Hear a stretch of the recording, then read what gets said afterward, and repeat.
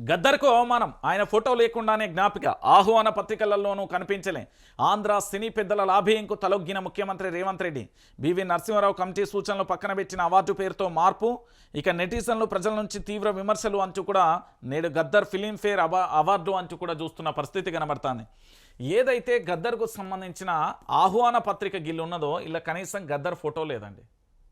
గద్దర్కు సంబంధించిన ఫిలింఫేర్ అవార్డులు అంటూ కూడా పెట్టిరు కానీ కనీసం ఆయన ఫోటో లేని పరిస్థితి కనబడుతుంది అంటే ఇంతకంటే దారుణం ఇంతకంటే ఘోరం ఇంకేమైనా ఉంటుందా లేదు మేము గద్దర్ కుటుంబాన్ని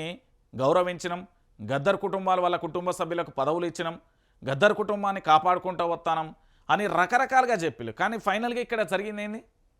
గద్దర్ను అతి ఘోరంగా కూడా పూర్తి స్థాయిలో కూడా గద్దర్కు సంబంధించి అవమానపరిచింది వాస్తవం కదా ఇంతకంటే దారుణం ఇంతకంటే ఘోరమైన పరిస్థితి ఏం కావాలి తెలంగాణ ప్రాంత బిడ్డలారా మీరందరూ కూడా ఆలోచించాల్సిన విషయం ఇది ఎందుకంటే ఈరోజు ప్రధానంగా కూడా గద్దర్ విషయంలో కానీ కాంగ్రెస్ ప్రభుత్వం యొక్క అతి దారుణమైన క్రూరమైన నీచమైన చర్యలు ఇవన్నీ నేను చెప్తున్నా కదా